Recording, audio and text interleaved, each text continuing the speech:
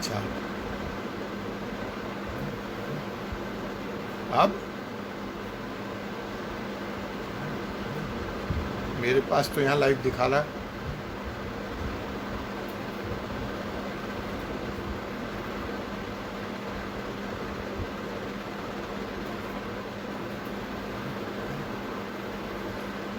कोई अभिषेक तिवारी जी दिख भी रहे हैं और सुशांत श्रीवास जी दिख रहे हैं, अमित चौरसिया जी दिख रहे हैं, सुभाष कुमार जी भी जुड़ गए। जी जी, तो स्वागत है कौस्तुभ जी आपका, स्वागत है अमित चौरसिया जी आपका आज के इस live judiciary UP judiciary class में। सुभाष कुमार जी आपका भी धन्यवाद, आप जुड़े। हरे कृष्ण जी आपका भी धन्यवाद। और अमित चौरसिया जी, अभिषेक तिवारी जी, जिन लोगों को मैं देख पा रहा हूँ, आप लोग समय पे आ गए, आपका धन्यवाद। मैं भी समय पे हूँ। और चलिए हम आज की क्लास शुरू करते हैं। जी स्वाति गुप्ता जी गुड इवनिंग, विवेक शुक्ला जी नमस्कार, अरुण भारद्वाज जी यस थैंक यू, आपने मुझे इनपुट दिया कि मैं लाइव आ गया हूँ आपके पास। धन्यवाद आप सभी साथियों का। तो चलिए, आप सबको प्रणाम, आप सबको नमस्कार, आप सबको का स्वागतम और फल मकदम, हार्दिक अभिनंदन। और हम आज की अपनी यह क्लास जुडिशियरी की वैसे तो तीसरी क्लास और तकनीकी कारणों को छोड़ दें तो दूसरी क्लास में आप सबका मैं स्वागत करता हूं। आप लोगों ने मुझे बहुत अच्छा रिव्यू दिया, मैं इसके लिए भी आपका धन्यवाद करता हूं। और पुनः कौस्तुभ जी जो यह नेक काम कर रहे हैं उसके लिए उसका धन्यवाद करता हूं।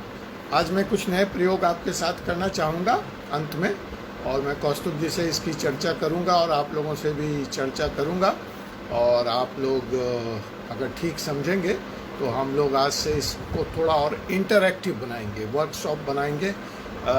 जो मेरा पहले से ही मतलब मैं जिस तरह से सोच रहा था इस वर्कशॉप के बारे में, लेकिन तकनीकी जितना हमें सपोर्ट कर पा रही है तो इसको हम देखते हैं कि आगे हम इसको कितना इंटरैक्टिव बना सकते हैं आपके लिए। एक शिकायत और थी कि चश्मा पे ग्लेयर आता है, मैं कोशिश करता हूँ कि ये क्लास आपको बिना चश्मे के मैं ले सकूँ। देखिए कितना सफल मैं रहता हूँ। जी Anurag ji good evening, Sandeep ji good evening, नमस्कार। प्रिंस यादव जी गुड इवनिंग। आप सब लोग परिचित नाम हैं, परिचित चेहरे हैं। मुझे लगता है कि रिश्ता तो हमारा है ही इलाहाबाद विश्वविद्यालय का, लेकिन जब तक ये क्लास ख़त्म होगा एक व्यक्तिगत रिश्ता भी आप सब लोगों से कायम हो जाएगा, बड़ा अच्छा रहेगा। धन्यवाद कौस्तुभ जी आपका इस नेक काम के लिए। मेरी आवाज़ वगैरह ठीक है या वॉल्यूम की और ज़रूरत है? अगर कोई साथी मुझे इस पे अपना फीडबैक दे दें तो मैं ये क्लास, लाइटिंग, चेहरा, आवाज़, वीडियो सारी चीज़ ठीक है तो मैं क्लास शुरू कर लूँ। अगर कोई साथी मुझे इस पे अपना इनपुट दे पाएँ ऑडियो और वीडियो पे। धन्यवाद संजय त्रिपाठी जी आपका, मुझे इनपुट दें ऑडियो और वीडियो पे। ठीक है सर, बिल्कुल ठीक है। रोही जी धन्यवाद आपका, अरुण भारद्वाज जी आपका भी धन्यवाद। तो चलिए आज की क्लास हम शुरू करते हैं। साथियों, हमने पिछली बार, जैसा कि हमारा 2 प्रारूप होता है, पहले 30 मिनट में हम एक विषय को, मतलब आपको मेन पेपर के लिए प्रिपेयर करने के लिए एक लॉ को हम डिस्कस करते हैं, सो डैट कि आपका कॉन्सेप्ट जो है हिंदू मैरिज एक्ट के बारे में क्लियर हो जाए। और दूसरे सत्र में हम एक प्रश्न लेते हैं जो आपकी जुडिशियरी के एग्ज़ाम में पीछे पूछे गए हैं, और उस प्रश्न को हम यहाँ पे हल करते हैं। वर्तमान में जो उससे संदर्भित बातें सुप्रीम कोर्ट में या कानून के दायरे में चल रही हैं, तो उसको भी हम जोड़ लेते हैं कि न सिर्फ वो एक सैद्धांतिक प्रश्न रहता है, लेकिन उसमें जो एक वर्तमान समय में उस कानून को लेकर के जो रिसेंट डेवलपमेंट हुआ होता है उसके साथ उसको जोड़ करके हम डिस्कस करने की कोशिश करते हैं। तो हमारा प्रारूप कमोबेश वही रहेगा। और जो मैं पुनः आप सबसे कह दूं, जो साथी नए जुड़े हैं और जो पुराने, देखिए जुडिशियरी के इस एग्ज़ाम में आपका जो प्रीवियस ईयर का पेपर है वो बहुत महत्वपूर्ण है। तो आप सब साथी प्रीवियस ईयर के पेपर को निकाल लें और उसको ज़रूर हल करें। इसके साथ ही हमारा एक व्हाट्सएप ग्रुप और टेलीग्राम ग्रुप है, लॉ का सेपरेट ग्रुप है, उसमें कौस्तुभ जी को एज ए एडमिन है, शायद मुझे ध्यान नहीं दिया मैंने कि उसमें पोस्टिंग राइट सबको उन्होंने दिया है या नहीं दिया है, लेकिन अगर नहीं भी दिया है तो वो प्रश्न जो है आप एडमिन को फॉरवर्ड कर दें। और अगर प्रीवियस ईयर का कोई प्रश्न है जो आप चाहते हैं कि मैं अपने इस क्लास में डिस्कस करूं तो मैं उसका स्वागत करूंगा। आप मुझे कौस्तुभ जी के माध्यम से, उस ग्रुप के माध्यम से उस प्रश्न को वहां डाल दीजिए, अगले क्लास में मैं उसको एड्रेस करने का कोशिश करूंगा। तो ये तो हो गई importance of previous year paper. जो लॉ के आपके प्रश्न हैं, देखिए एक तो आपका ऑब्जेक्टिव टाइप है जो प्रीलिम एग्जाम्स में, उसमें जो ज़्यादातर जोड़ है, जो स्ट्रेस है, वो है आपके सेक्शंस पे, बेयर एक्ट्स पे। उस पर आपको ध्यान देने की ज़रूरत है। हम बेयर एक्ट्स और सेक्शंस भी आगे लेंगे, लेकिन जो कॉन्सेप्चुअल पार्ट है, जो आपका मेन एग्ज़ाम है और जो इंटरव्यू है, मैं ऐसी कोशिश कर रहा हूँ कि तीनों की आपकी सम्यक तैयारी हो जाए। तो ये जो हम यहाँ पे ऐसे टाइप क्वेश्चंस या सिद्धांत को डिस्कस कर रहे हैं, उसमें आपको 3 फायदे मिलेंगे। एक तो सैद्धांतिक प्रश्न तैयार होगा, दूसरा आपका ऑब्जेक्टिव टाइप प्रश्न भी तैयार हो जाएगा उसमें ऑटोमेटिक, और तीसरा जो है आपको जीके में भी उससे भारी मदद मिलेगी।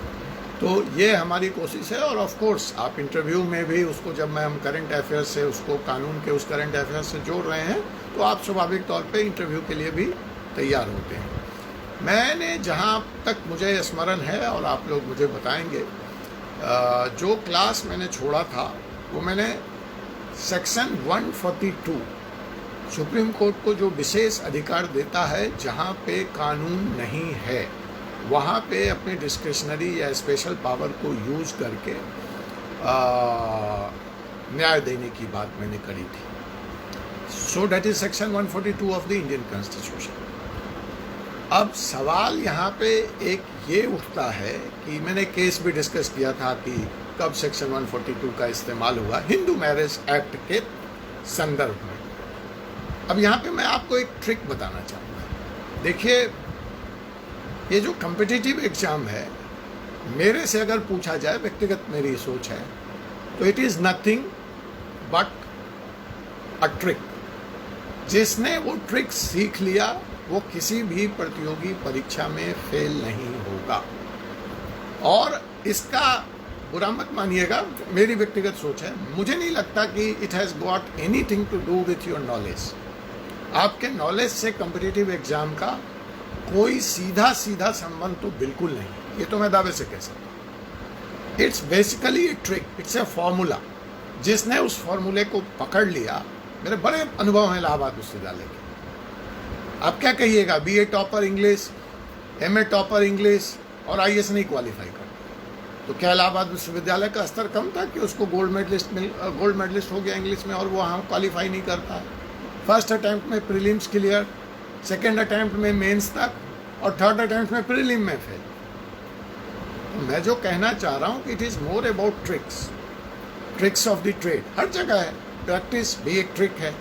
नॉलेज तो है, वो बेस तो है, वो तो कॉमन है, बट देन कोर्ट क्राफ्ट को आपने कितना बखूबी से मास्टर किया है, अपने केस को, अपने लॉ को जज के सामने किस तरह से आप रख पाते हैं, उसी तरह से कॉम्पिटिटिव एग्जाम, कुछ लोग इसको कहते हैं किस्मत का खेल है, मैं किस्मत के खेल को भी नहीं मानता, मैं इसको बेसिकली ट्रिक मानता हूँ। उस ट्रिक को आपने अगर मास्टर कर लिया तो आप हर एग्जाम पास करते जाएंगे। क्योंकि व्हाट इज़ द प्रॉब्लम, जो आपको बेसिक नेचर समझना होगा किसी कॉम्पिटिटिव एग्जाम का और एकेडमिक एग्जाम का, उसमें फ़र्क क्या है।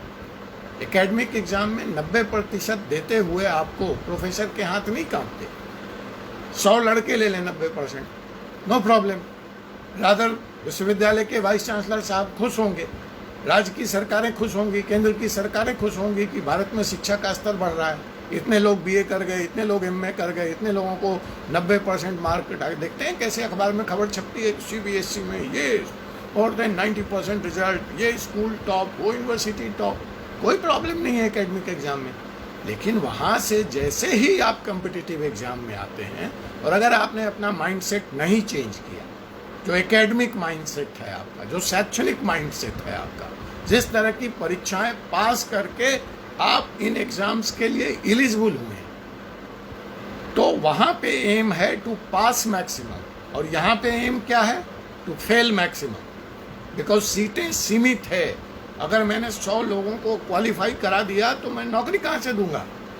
So the very aim and objective of academic exam and the competitive exam is different. और ये चीज़, ये फ़र्क अगर हम दिमाग में बहुत क्लियरली बिठा लें, यहाँ पे रिजेक्शन इनका मेन एम है और वहाँ पे सिलेक्शन मेन एम है, तो शायद हमारे लिए एग्ज़ाम की तैयारी करना और इसको पास करना बहुत आसान हो जाएगा। और इसीलिए मैं बार बार इसमें इम्पॉर्टेंस प्रीवियस ईयर्स पेपर्स का दे रहा हूँ। मेहनत कभी बेकार नहीं जाती है। आप कॉम्पिटिटिव एग्ज़ाम के लिए तैयारी करें, निश्चित रूप से आपका सिलेक्शन होगा। और मैं तो यहाँ तक कहता हूँ कि खुदा न खास्ते 1% 2% किसी कारण से अगर आपने तैयारी की है तो वो नॉलेज तो आपका एकेडमिक लाइफ में हो या कोर्ट में प्रैक्टिस में हो, काम आने ही आने जा रहा है। सवाल ये है कि शिद्दत से आप मेहनत करें, दिल लगा करके आप काम करें। तो जो मैं ट्रिक की बात कर रहा था, जो मैंने अपनाया, और मैं अगर व्यक्तिगत अनुभव शेयर करूं यहाँ पे, तो मैंने जीवन में शायद बहुत कम कॉम्पिटिटिव एग्ज़ाम दिए। पहला एग्ज़ाम एनडीए का दिया, आई ड्यूली क्वालिफाइड। दूसरा एग्ज़ाम इलाहाबाद विश्वविद्यालय का एंट्रेंस टेस्ट दिया, 900 में से कुछ 848 नंबर आए मुझे, जो जहाँ तक मुझे स्मरण है 900 का ही पेपर था कि शायद 1000 का पेपर था, लेकिन नंबर मुझे याद है वो 848 थे, जो भी हो। और तीसरा एग्ज़ाम मैंने सीडीएस का दिया। इसके अलावा मैंने कोई भी कॉम्पिटिटिव एग्ज़ाम नहीं दिया, क्योंकि मेरी रुचि पत्रकारिता और लॉ इस तरह के क्षेत्रों में थी। और सेकेंड ईयर तक आते आते मेरा मन बहुत क्लियर हो चुका था कि मुझे कॉम्पिटिटिव प्रतियोगिता परीक्षाओं की तरफ, सरकारी नौकरी की तरफ नहीं जाना है।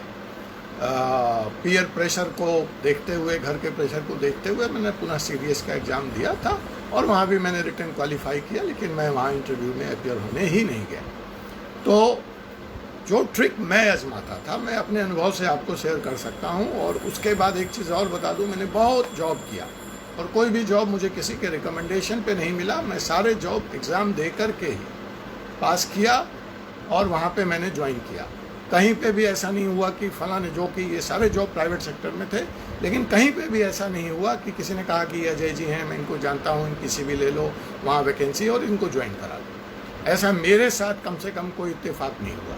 वहाँ भी मुझे एग्ज़ाम देना पड़ा, हज़ारों लोगों के बीच में अपने को प्रूव करना पड़ा, रिटर्न और इंटरव्यू की प्रक्रिया से गुजरना पड़ा और फिर ही मेरा सिलेक्शन। तो मेरा कहने का मतलब है कि जो मैं ट्रिक की बात कर रहा था, वो ट्रिक क्या है? देखिए, नॉलेज में प्रॉब्लम नहीं है, प्रॉब्लम इस बात में है। जी विक्रम जी, मैं ट्रिक पे ही आ रहा हूँ। मैं समझ रहा हूँ आप बहुत एक्साइटेड हैं, इलाहाबादियों को मैं जानता हूँ। ठीक है, मैं आ रहा हूँ, लेकिन इसके लिए लल्ला चुंगी पे शाम में चाय पिलानी पड़ेगी आपको। ठीक है विक्रम जी, तो वो ट्रिक क्या है? अक्सर होता क्या है कि चीज़ों को याद रखना मुश्किल होता है। हम पढ़े होते हैं, लेकिन जब वही सवाल हमारे पास एग्ज़ाम में आ जाता है तो उस वक्त हमें, जब हमारा दिमाग काम नहीं करता है, हमें वो निकलता नहीं है। और एग्ज़ाम से बाहर निकलते, अरे ये तो हमें आता था, ये तो हमें बताया था, और लेकिन उस वक्त नहीं आता है और वो ऑब्जेक्टिव टाइप रह जाता है। सब्जेक्टिव में ऐसा कम होता है, लेकिन हम प्रीलिम्स ही नहीं क्वालिफाई करेंगे तो ऑब्जेक्टिव में क्या करेंगे? खास करके ये ट्रिक मैं अंग्रेजी के पर्चे में अपनाता था, वहाँ वर्ड टेस्ट होता था। वो ट्रिक मेरा क्या था? जैसे सपोज कीजिए कि मेरे पास एक शब्द आया कमिटमेंट, मसलन करार।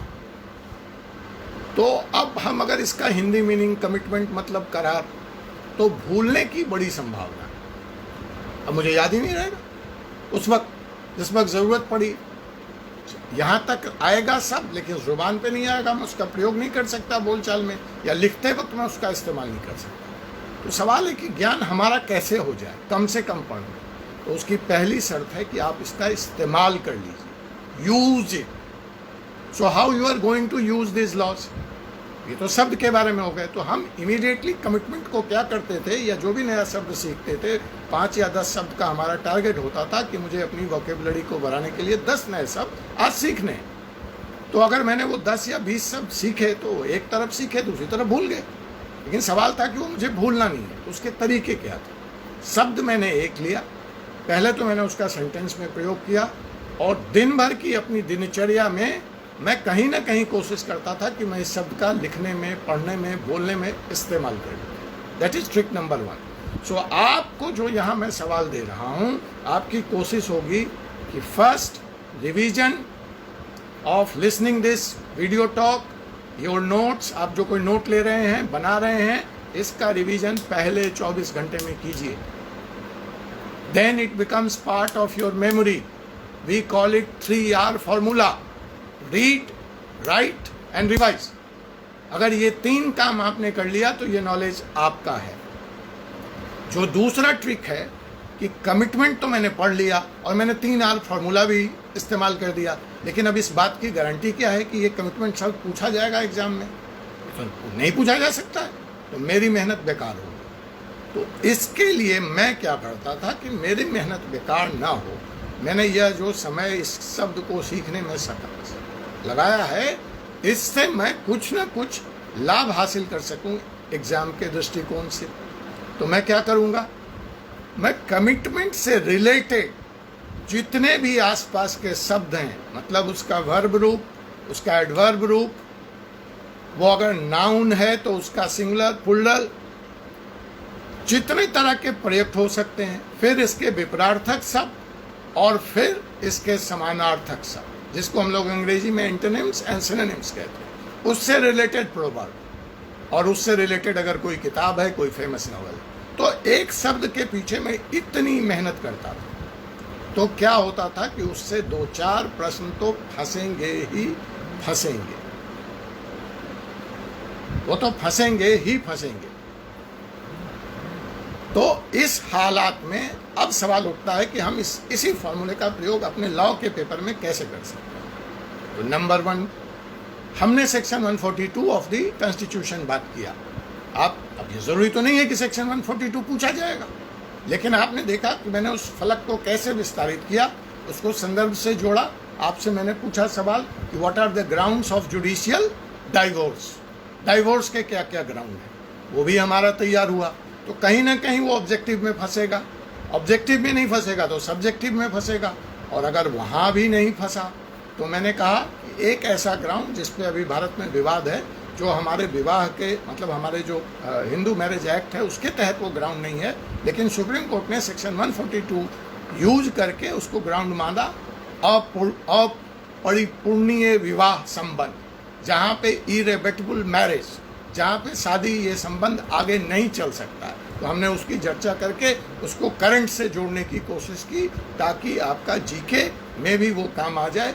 वरना आपके इंटरव्यू से लेकर के एक प्रैक्टिकल एस्पेक्ट, आपको मैंने बताया आपके पेपर में एक प्रैक्टिकल सवाल होता है, केस देकर के आपसे उसको हल करने कहा जाता है, इमेजिनरी केस होता है, तो वो जोड़ा.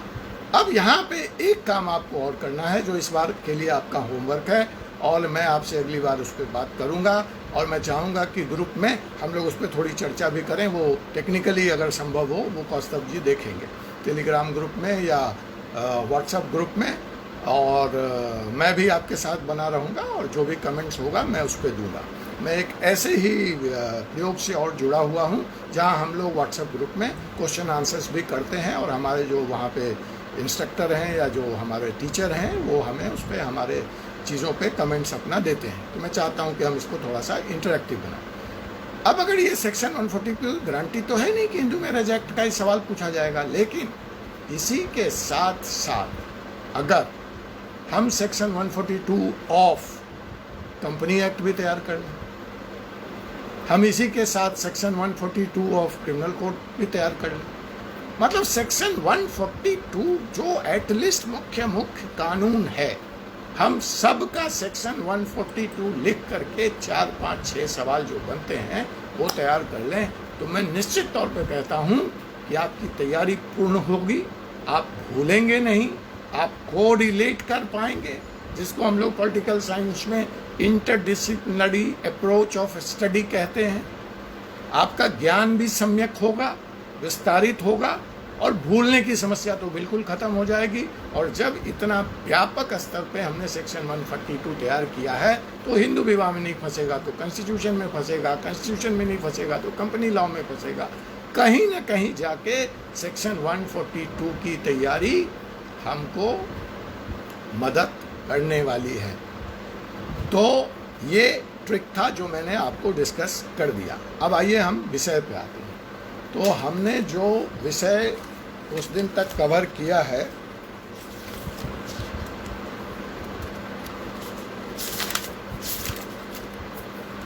लास्ट में हमने यही हु इज़ हिंदू इसको हमने डिफाइन किया था। एंड जी आर्टिकल 142, आप ठीक हैं आदित्य मिश्रा जी, आर्टिकल 142। लेकिन मैं कह रहा हूं कि जब आर्टिकल 142 की आप बात कर रहे हैं तो आप सेक्शन 142 ऑफ कंपनी एक्ट भी देख लें। 142 से संदर्भित चाहे वो सेक्शन हो चाहे आर्टिकल हो, आप उसकी सम्यक तैयारी कर लें।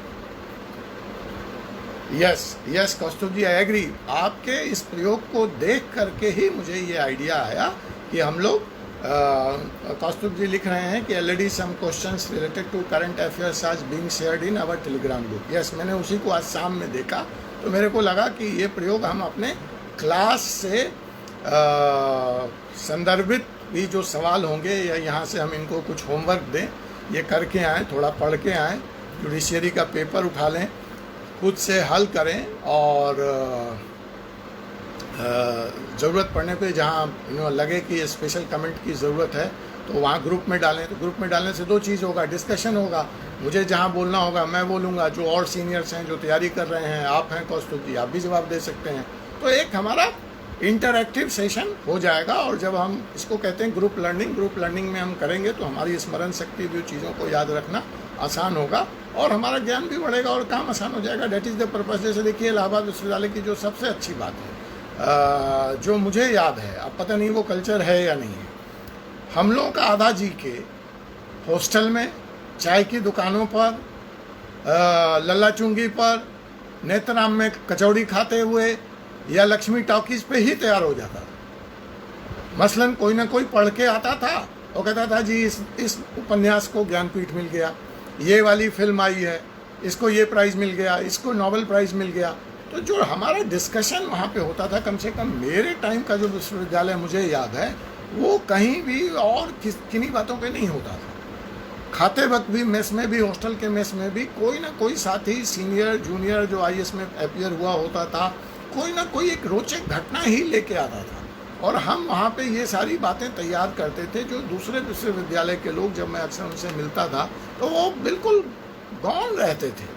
हमें हिंदी साहित्य में अमरकांत क्या कर रहे हैं, मार्कंडे क्या कर रहे हैं, नीलाभ क्या कर रहे हैं, कौन सी रचना आई, इस तरह के जो प्रश्न थे, हंस में कौन सी कहानी छपी है अच्छी, कहाँ कौन सी इंडिया टुडे में आर्टिकल आई है, अगर हम ना भी पढ़ पाए तो ये सारी चीज़ें हमें तो चलते फिरते इलाहाबाद में हमारा तैयार हो जाता। That is the power of group learning. हम रात में भी बैठे हैं, 1 बजे भी जा रहे हैं, तो यही सब बहस और मुद्दा होता था। ठीक है, राजनीति भी हम लोग बात करते थे, उस पर भी डिस्कशन होता था, लेकिन फोकस डिस्कशन प्रतियोगिता परीक्षाओं के संदर्भित ही हुआ करता था और उसका बड़ा फायदा मिलता था। क्योंकि यह संभव नहीं है कि एक व्यक्ति सारा कुछ पढ़ जाए और उसको सब कुछ आ जाए और वो जो पढ़ के जाए वही एग्ज़ाम में, कॉम्पिटिटिव एग्ज़ाम में पूछा जाए। एकेडमिक्स में तो ठीक है, आप चैप्टर तैयार करके गए हैं, अपना सिलेबस कवर करके गए हैं तो आप अच्छा मार्क्स ले आएंगे, लेकिन कॉम्पिटिटिव, जब जैसा कि आपको बताया,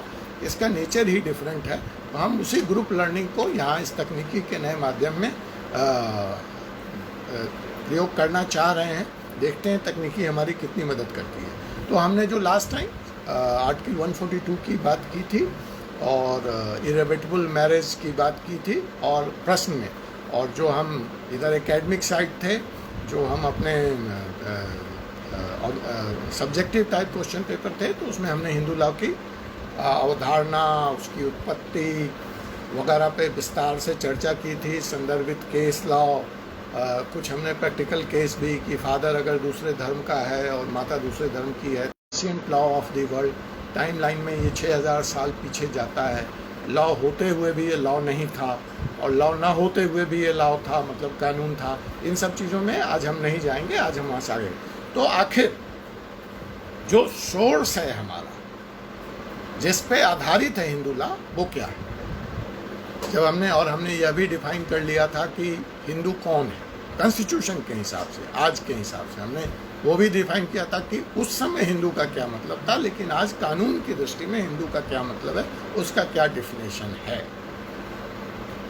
तो सोर्स ऑफ हिंदू लॉ, तो अगर हम सोर्स की बात करते हैं तो हमारे पास 2 ही सोर्स हैं हिंदू लॉ के, जिस पे आज हमारा हिंदू लॉ जो मौजूदा प्रारूप में है हमारे सामने है।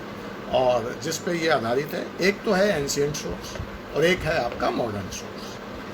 तो एंशिएंट सोर्स में क्या क्या आता है आपने ज़रूर पढ़ा होगा, अगर आप लोग यहाँ टाइप करें तो अच्छा लगेगा मुझे, वरना मैं बताता हूँ। जो एंशिएंट सोर्स की हम अगर बात करते हैं तो श्रुति है। अब आप सब लोग जानते हैं श्रुति का मतलब क्या है। इलाहाबाद विश्वविद्यालय वाले हैं, आपके इस क्लास में पीछे दिनों में कुछ दिल्ली विश्वविद्यालय के भी छात्र जुड़े थे, मैंने उनको लिंक शेयर किया था। उनमें से कुछ का कमेंट आया कि सर हिंदी बड़ी कठिन है। मैंने कहा इलाहाबाद के बच्चों के लिए मैं ये पढ़ा रहा हूँ, दिल्ली विश्वविद्यालय के लिए नहीं है। लेकिन अगर ये हिंदी कठिन है तो मैं इसका कुछ नहीं कर सकता, ये बड़ी सामान्य हिंदी है। तो जो श्रुति है वो तो इंग्लिश में भी अगर हम बात करें तो श्रुति ही होगा। जो लोग यहाँ अगर इंग्लिश मीडियम के छात्र जुड़े हैं तो श्रुति मतलब जो सुनकर। ये जब शुरू में जो भी कानून ऐसे बने जो सुनकर बने, वो हमने उसको श्रुति की तरह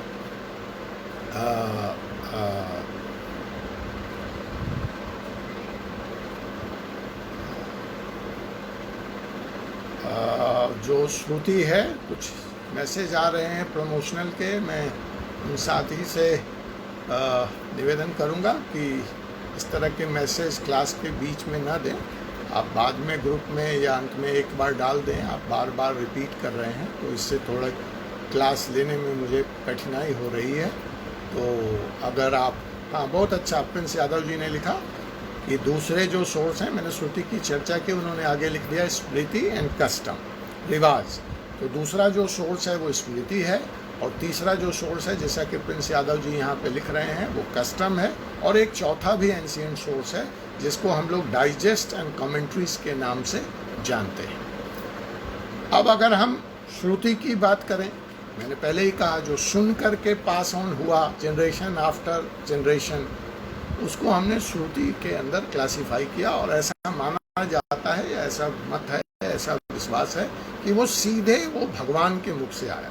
those were the words of gods. और वो हमारे इस हिंदू लॉ का एक बहुत ही मजबूत स्तंभ बना और आधार बना। और उसके बारे में यह भी है कि दोज आर द प्योरेस्ट है वो, और वो अटरेंस है। और इसमें अगर हम देखें तो जैसा कि यहाँ पे शायद प्रिंस जी ही लिख रहे हैं कि इस कैटेगरी में अगर हम बात करें तो वेद एंड उपनिषद हमने इनको लिया। और वेद और उपनिषद के बारे में हमने ये माना कि these are the purest form of the law. हम पहले ही चर्चा कर चुके हैं कि हिंदू लॉ जो था वो लॉ होते हुए भी लॉ नहीं था, और लॉ होकर भी लॉ नहीं था। तो ये जो हमारे श्रुति के सोर्स बने वो purest form of the law थे, और इस कैटेगरी में वेदास और उपनिषद को हमने लिया। और यही 6000 साल पीछे ले जाता है हिंदू लॉ को। They are considered to be the primitive source containing the laws, containing the knowledge of the law. विश्व का प्राचीनतम सोर्स है कानून का, जहाँ तक कानून जा सकता है। उसके बाद दूसरी कैटेगरी बिल्कुल सही लिख रहे हैं अनुराग अंकित जी कि ये स्मृति थी।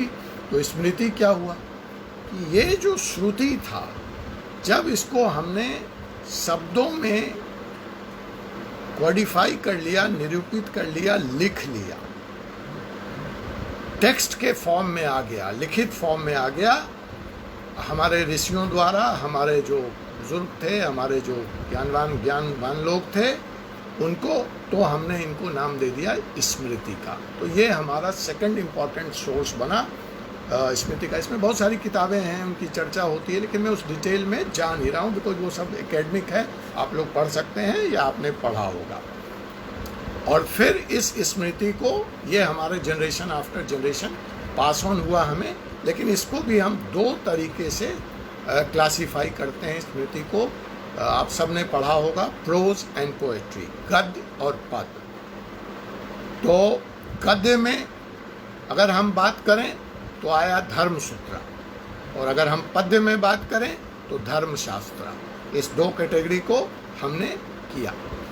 यहाँ तक ध्यान दीजिए, यहाँ पे एक इम्पॉर्टेंट बात है, जो सुना वो श्रुति, जो लिखा गया वो स्मृति। याद हो गई, स्मरण हो गई, हम भी यहाँ याद किए जाने की बात कर रहे थे। इसमें फॉर्म चेंज नहीं हुआ। श्रुति वॉज द प्योरेस्ट, भगवान के शब्द माने गए, आ गए। जब हम उसको लिखे, टेक्स्ट के फॉर्म में दिए, तो हमने उसमें कोई परिवर्तन नहीं किया, हमने कोई इंटरप्रिटेशन नहीं किया उसका, और हमने उसको स्मृति का नाम दिया, जो स्मरण रह गया, जो लिखा हुआ मिला हमको, जनरेशन से जनरेशन हमको पास ऑन हुआ। उसके दो भाग हुए, धर्मसूत्रा और धर्मशास्त्रा। धर्मसूत्रा किस फॉर्म में था? गद्य के फॉर्म में था, प्रोज के फॉर्म में था, और अगर पोएट्री के फॉर्म में हमें पास हुआ तो दैट वाज अवर धर्मशास्त्रा। लेकिन आगे चल करके इसमें कुछ विद्वानों के इंटरप्रिटेशन आ गए। चलो ये कहता तो ये है, लेकिन इसका मतलब क्या है? अगर थोड़ी सी परिवेश बदली, परिस्थितियां बदली, तो उसको विद्वानों ने अपने अपने हिसाब से, वो चाहे श्रुति था या स्मृति था, उसको इंटरप्रेट किया। तो वो बना हमारा third source of law, that is called commentaries and digest, जिसको हम लोगों ने, यस, टीका, बिल्कुल सही कहा। तो law is commentaries and digestive. तो और एक बेहतर स्वरूप में हमारे सामने आया, और जो कमेंट्रीज एंड, उसने जो लॉ का क्षेत्र था, जो जो नियति थी, जो प्रकृति थी, उसको विस्तारित हुआ पहली बार, और फिर वहीं से बेस रखा गया मॉडर्न लॉ का, जिनकी आगे हम चर्चा करेंगे। तो ये जो कमेंट्रीज और डाइजेस्टिव हुए, ये हमारे लिए किस तरह से फायदे हुए? एक तो लॉ के स्कोप को विस्तारित कर दिया, लॉ के नेचर को विस्तारित किया, इसके फलक को विस्तारित किया। दूसरा क्या हुआ? जहां हमें कंफ्यूजन हुआ, तो उसको समझने में स्मृति को इसने हमें मदद की। अब फिर दोनों, डाइजेस्टिव एंड कमेंट्रीज, इसके भी फिर दो भाग हैं। तो उन दोनों में क्या फ़र्क है? जहाँ तो सिंगल इंटरप्रिटेशन आया, एक ही तरह का उसको स्पष्ट किया गया, तो हमने सिंगल इंटरप्रिटेशन ऑफ स्मृतिज को कमेंट्री का नाम दिया। और उस पर अगर विभिन्न विद्वानों के राय आ गए, विभिन्न विद्वानों के इंटरप्रिटेशन आ गए, तो हमने उसको डाइजेस्टिव का नाम दे दिया। So that is basically your commentaries and digestive, which is the third important pillar of Hindu law. तो अगर अब हम डाइजेस्टिव में बात करें, तो आप सब सहमत होंगे, और आप सब ने पढ़ा होगा कि उसका जो सबसे महत्वपूर्ण भाग है, और जो आज भी बहुत महत्वपूर्ण रोल प्ले करता है, वो आपको पता है, Dayabhaga and Mitakshara are considered to be two most important commentaries. Interpretation की जब बात हम कर रहे हैं, तो दया भाग और Mitakshara are considered to be two. हम फिर इसकी चर्चा विस्तार से करेंगे, उसमें और पंजाबी सिस्टम, महाराष्ट्र, मैथिल लॉ, बनारस पद्धति, ऐसी सारी बातें आएंगी। लेकिन जो अभी यहाँ तक है कि जो सबसे महत्वपूर्ण है, वो दया भाग और मिताक्षरा है। और अब जैसा कि एक साथी यहाँ पे लिख रहे थे कि कस्टम्स, रिवाज, रीति रिवाज, तो जो पहला, जो लास्ट पिलर बना एंशिएंट लॉ का, और जो चौथा पिलर बना, वो आपका कस्टम था। अब कस्टम के लिए शर्त क्या है? रीति रिवाज किसको मान लिया जाए? एक गांव में कुछ हो रहा है, क्या उसको मान लें? 5 साल से हो रहा है, 10 साल से हो रहा है, 20 साल से हो रहा है, उसको मान लें। तो कस्टम तो कई बार लोकल कस्टम होता है, स्थानीय कस्टम होता है, कई बार गांव का कस्टम होता है, कई बार किसी जाति विशेष का कस्टम हो सकता है। तो कानून की दृष्टि से एक यूनिफॉर्मिटी होनी चाहिए, एक रूपता हो जानी चाहिए, तभी हम उसको कानून फैसला लेते वक्त हम उसको आधार मान के उसमें जस्टिस को बेस कर सकते हैं। तो हमने कस्टम को भी डिफाइन किया। तो जो सबसे पहली शर्त है कि कस्टम हम किसको माने, तो सबसे पहली शर्त है कि जैसे Hindu law is an ancient law, तो कस्टम, रीति रिवाज वही माने जाएंगे जो which is in practice since ancient time. कोई टाइम पीरियड डिफाइन नहीं है, लेकिन प्राचीनतम हो, बहुत पुराने हों, पुरातन हो, उसी को हम रीति रिवाज का दर्जा देंगे। अब इसमें भी हमने कस्टम्स को 2 भागों में डिवाइड कर दिया। आगे जा कर के एक कस्टम हमने डिवाइड कर दिया लीगल, और दूसरा कस्टम हमने डिवाइड कर दिया कन्वेंशनल कस्टम, पारंपरिक और कानूनी। तो लीगल बड़ी क्लियर है, कस्टम जो टाइम में जो आगे चल के लॉ द्वारा मान लिए गए, सैंक्शन कर दिए गए, लॉ द्वारा मान लिए गए, सैंक्शन कर दिए गए और उनको कानूनी दर्जा प्राप्त हो गया, उसको हमने कानूनी कस्टम्स कहा। तो दैट इज, और ऐसे कस्टम्स तब तक वैध हैं जब तक फिर कानूनन उनको अवैध घोषित नहीं किया जाए,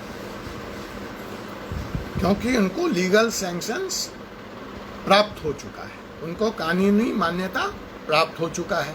लेकिन इसका मतलब ये नहीं है कि ऐसे कस्टम जिनको कानूनी मान्यता प्राप्त नहीं है, फैसला देते वक्त सिर्फ उसी को आधार बनाया जाएगा और दूसरे कस्टम्स आधार नहीं बनेंगे। हमने आपसे पहले कहा कस्टम्स के 2 अंग हैं, पहला लीगल, उसके बारे में कोई क्वेश्चन ही नहीं है, एब्सोल्यूट राइट है वहाँ पे कोर्ट को, प्रतिवादी को, वादी को। लेकिन बात वहीं तक नहीं है, वहीं फुल स्टॉप नहीं लगती, बात उससे आगे जाती है कि ऐसे भी कस्टम्स के बेस पे लॉ न्याय पारित हो सकते हैं, आदेश दिए जा सकते हैं जो कानूनी रूप से तो जिनको मान्यता नहीं है, तो वो कौन कौन से कस्टम्स हो सकते हैं। तो उसमें जो पहला है वो लोकल कस्टम, स्थानीय कस्टम। शर्त वही रहेगा कि वो प्राचीनतम हो, एक बड़े भूभाग में, एक बड़े समाज में वो रिकॉग्नाइज्ड हों। फिर जनरल कस्टम जो उससे ऊपर जा कर के समाज में स्थापित हो गए हैं, वो भी कानून के फैसले दिए वक्त आधार बन सकते हैं। एंड और लास्ट में जो तीसरा है वो है कन्वेंशनल कस्टम। अब कन्वेंशनल कस्टम क्या है?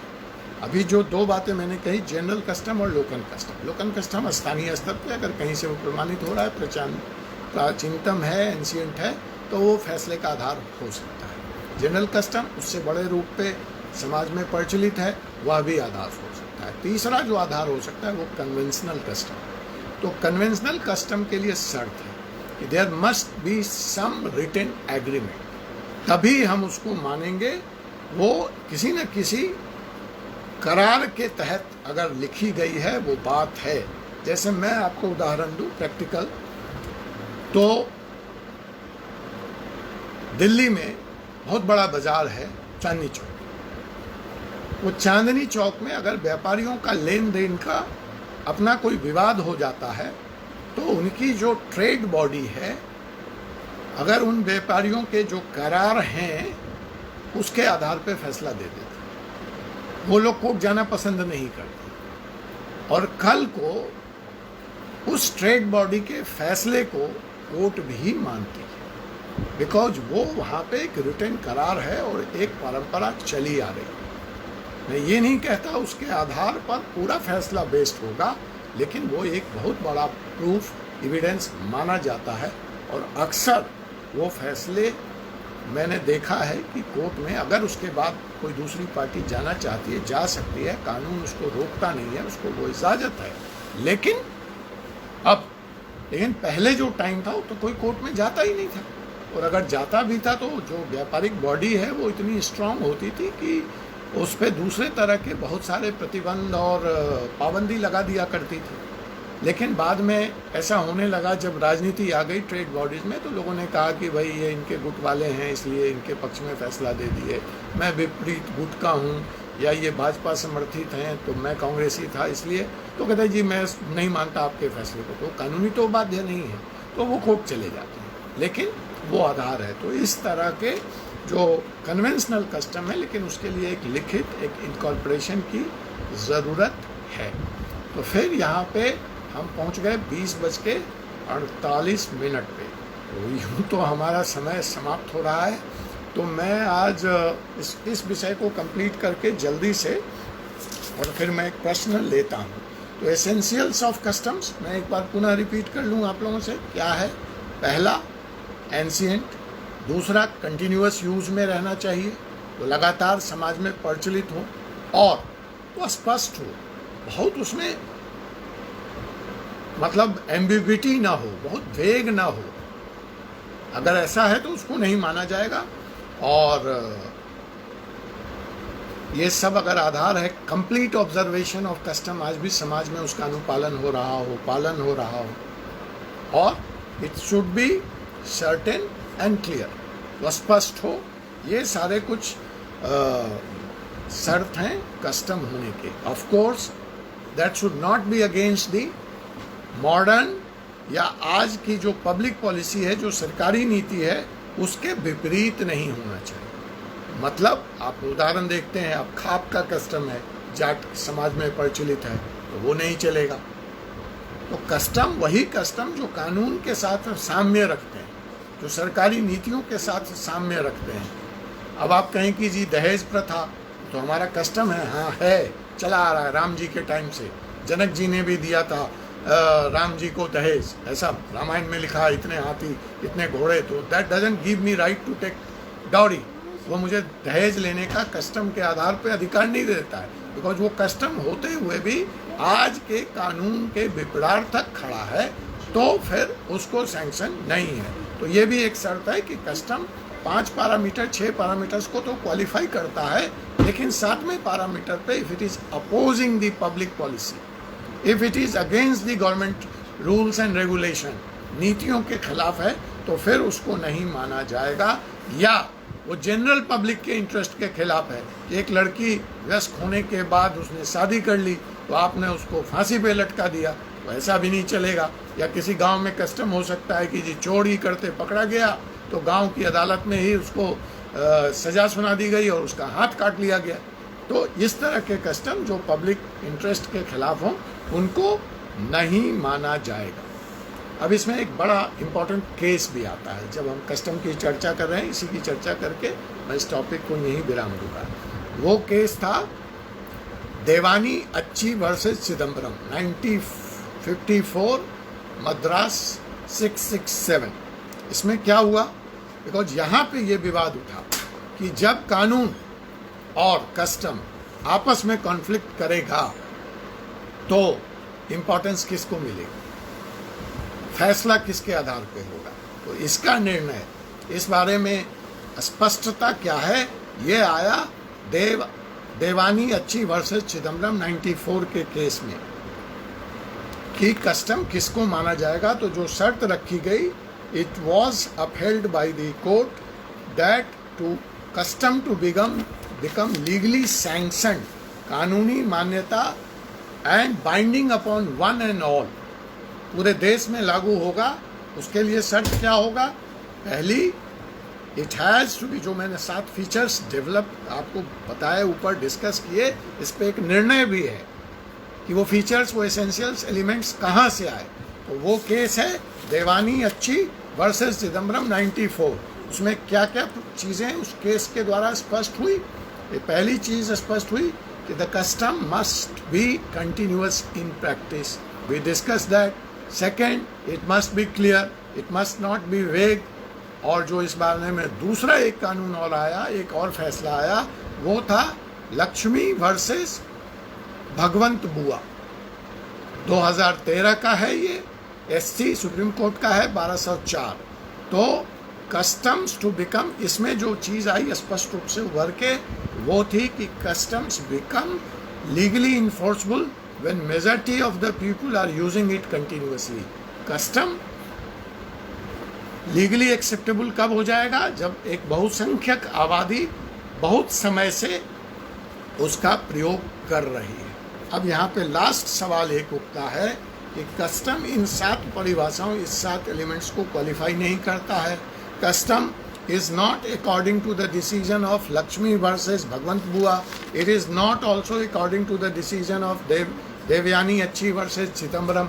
और हम कोर्ट में आधार ले रहे हैं किसी कस्टम का और हम फैसला अपने हक में चाहते हैं। तो क्या ऐसा संभव है? हाँ, ऐसा संभव है इसके बावजूद भी।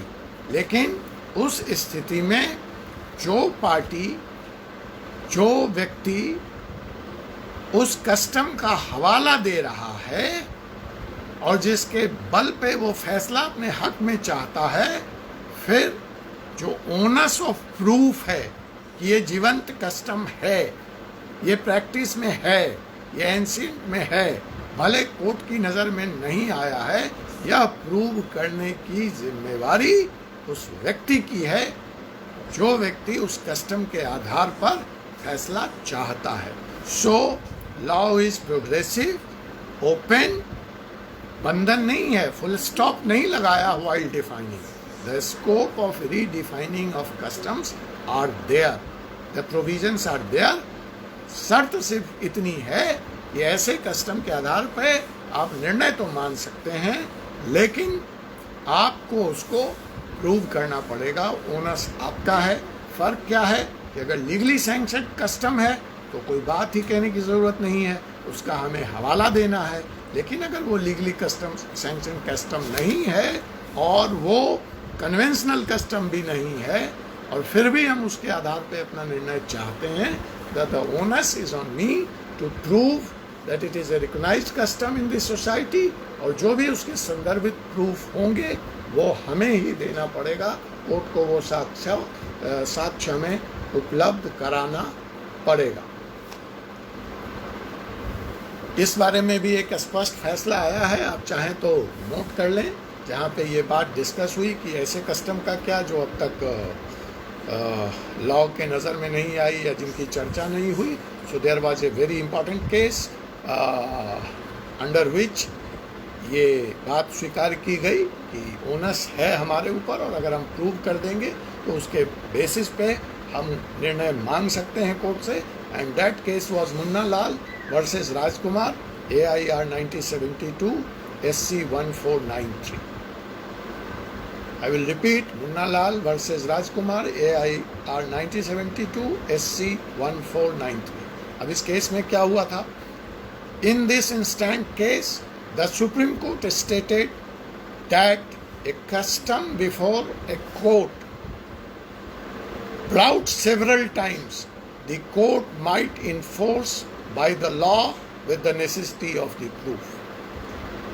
कि बार बार उस कस्टम का हवाला अगर कोर्ट के सामने आ रहा है और वो प्रूव कर दिया गया है तो court can take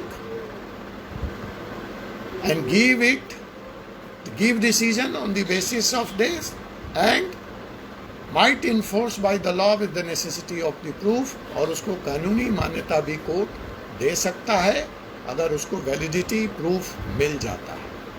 So that is a whole about your source of law. I will just sum it up. There are two sources, ancient and modern. Ancient Shruti, Smriti, customs, digestive and commentaries. Shruti I covered, Smriti I covered, digestive and commentaries I told you.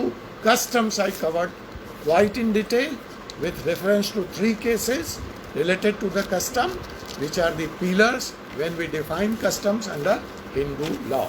In next class, we will take it up the modern source of law, which is very important. Even this part is important. That will help you.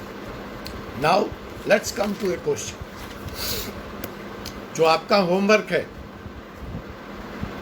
142 अगली class में हम discuss करेंगे, irrespective of it is part of Hindu law or not, so that we are thoroughly prepared. हम 142 भूलने वाले नहीं हैं। तो जो जहाँ 142 है कंपनी लॉ में, CRPC में, आप सब तैयार कर लें। 142 कॉन्स्टिट्यूशन का 142 तो of course we have discuss. ठीक है, अब आइए हम एक प्रश्न लेते हैं। प्रश्न क्या है, आप मुझे थोड़ा सा ब्रेक दे दें क्योंकि 1 घंटे लगातार बोलते हुए हो गया। मैं थोड़ा पानी पी लूँ, आप लोगों की इजाज़त है। तब तक आप लोग कुछ कमेंट में लिखना चाहें, कुछ कहना चाहें अब तक के क्लास पे, आपका स्वागत है। आप बताएं आप कोई इसमें नया एडिशन चाहते हैं, किसी तरह की आवाज़, वीडियो, ऑडियो, तकनीकी दिक्कत हो, कोई और चीज़ छूट गया हो जो आप मुझे जोड़ना चाहते हैं, तो ऐसे फीडबैक आप मुझे दे सकते हैं। मैं 1 मिनट पानी पी लूँ।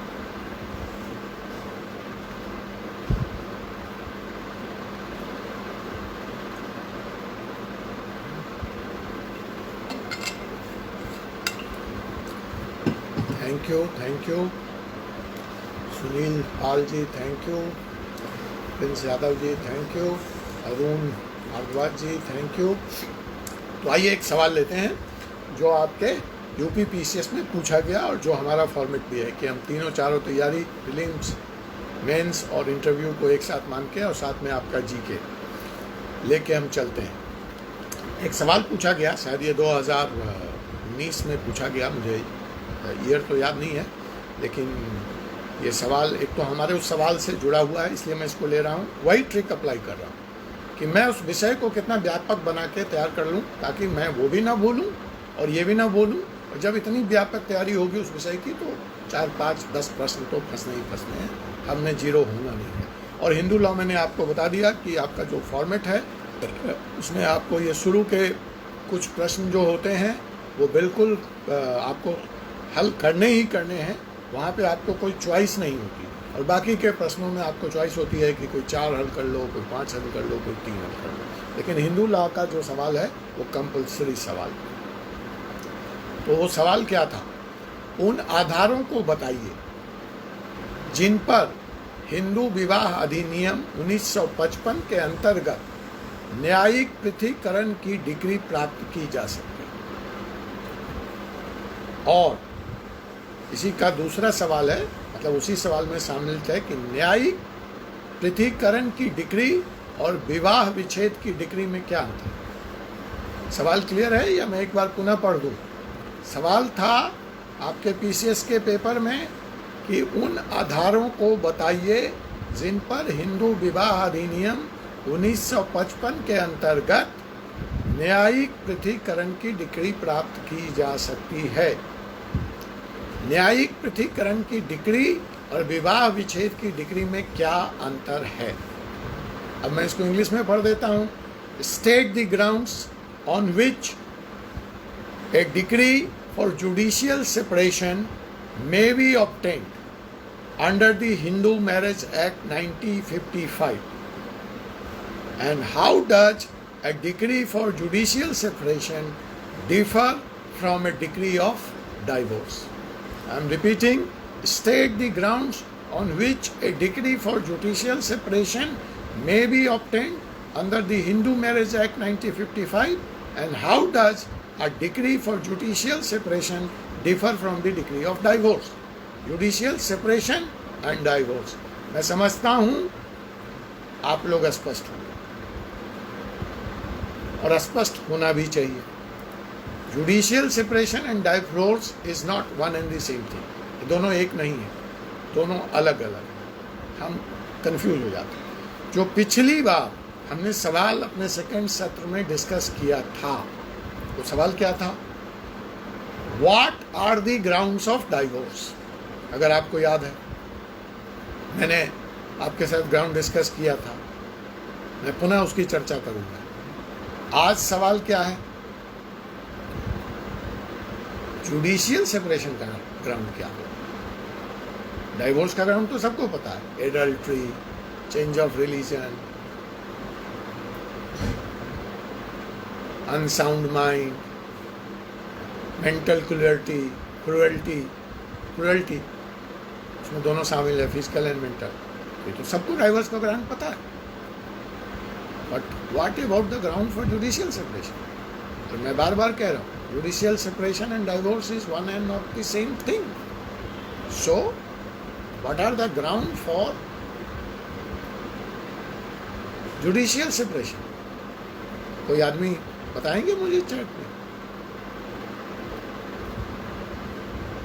तलाक का ग्राउंड, जो विवाह विच्छेद का ग्राउंड है, डाइवोर्स का ग्राउंड है, वो तो पढ़ा है, तो बताया गया। अब जुडिशियल सेपरेशन का ग्राउंड, हाँ, very good, I wanted, I loved it. Ankit, Anurag Ankit ji, I loved it. Thank you my dear friend. Yes, there is no confusion at all.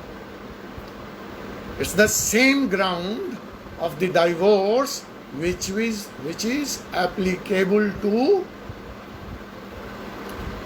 judicial separation. तो अगर अंकित जी, अगला सवाल बनता है, अगर सेम ग्राउंड है तो why this judicial separation and divorce? हम सीधे डाइवोर्स पे चले जाते हैं ना, फिर जुडिशियल सेपरेशन की जरूरत क्या पड़ी है? जब ग्राउंड सेम है तो कानून को क्यों लंबा कर रहे हैं आप?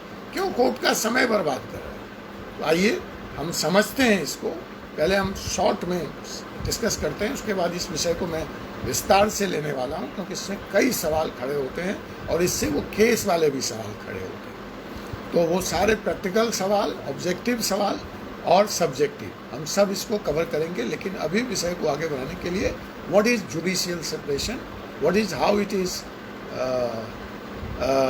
different than the divorce, and why judicial separation was required. So judicial separation is the first process. बिल्कुल आसान शब्दों में याद रखने के लिए कि अगर हमको डाइवोर्स के लिए जाना है तो divorce is a 2 step process. तो उसकी पहली शर्त या जो पहली पंक्ति है या जो पहला स्टेप है वो है judicial separation. So we can say judicial separation is a single step process while divorce is a 2-step process. The grounds of the judicial separation are same, so on the same ground one can go for judicial separation, and if the court is satisfied, the court can give you the judicial separation there immediately. But if the same ground is there for divorce, the court can't give you divorce immediately. They would ask you or give you time to reconcile the marriage first, and then they may pass a decree of divorce. But the judicial separation decree could be passed then and there if the court is satisfied by the ground. Can judicial separation be one of the ground for the divorce? Yes. Judicial separation later on can also become the ground of the divorce. So already the ground of the divorce we have discussed. On the same ground the judicial separation could also be obtained. What is the difference? One is a single step process, the other is a 2-step process. One can be granted immediately, the other can't be granted immediately. One has, for divorce one has to go through the judicial. वैसे इस पे भी अभी बहुत कानून आ गए हैं, exemptions की बात भी हो गई है, उसकी हम जब प्रैक्टिकल एस्पेक्ट ऑफ लॉ पे आएंगे तो yes, Vivek Shukla ji, judicial separation can be taken at the same time. Yes, very good. अब यहाँ पे मेरा एक सवाल और है, अभी मैं विषय पे नहीं जाता, मैं बता, अब आप समझ गए होंगे कि मैं, हमारी ये क्लास कैसे चलने वाली है।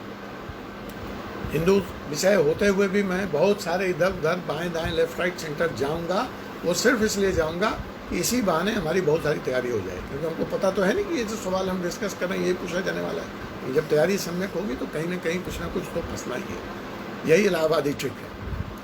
आप लोग पूछ रहे थे ना क्या है इलाहाबादी ट्रिक, यही ट्रिक है। तो अब सवाल है कि जो हमारा सवाल था कि what is difference between the decree of judicial separation and the decree of divorce? So there is a word called decree. Now what is a decree? Decree को कैसे परिभाषित करें, ये सवाल उठता है। Can anybody put in here? बताइए Arun ji, what is decree? चलिए हम देखते हैं what is decree। लेकिन उसके पहले, डिक्री से पहले, there is another word, judgement. हम लोग सुनते हैं कोर्ट का जजमेंट आ गया, और फिर कभी सुनते हैं कि जी कोर्ट ने डिक्री दे दी। So is judgement and decree is one and the same thing, क्या दोनों एक है?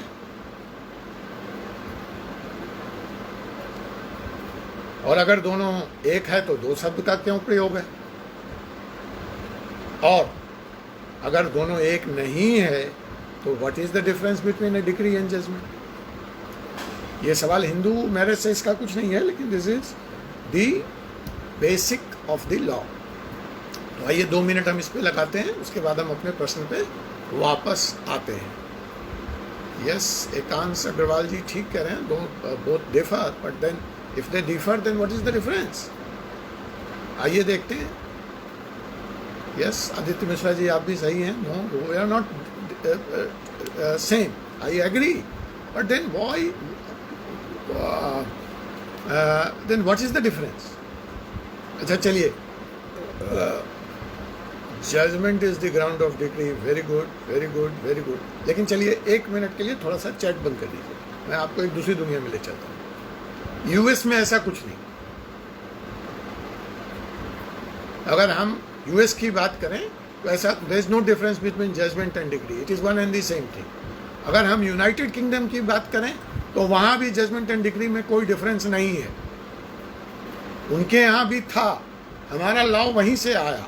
आपको मालूम है बहुत सारी चीज़ें हमने वहाँ से बोरो की, स्पेशली यूके से, तो उनके यहाँ भी ये डिफरेंस था। लेकिन आज की तारीख में अगर हम बात करें तो उनके यहाँ it is one and the same, judgement और डिक्री में कोई फ़र्क नहीं है। लेकिन हम आज हिंदुस्तान की बात करें, हिंदू लॉ की बात करें, अपने लॉ की बात करें, हमारे यहाँ ये डिफरेंस आज भी कायम है।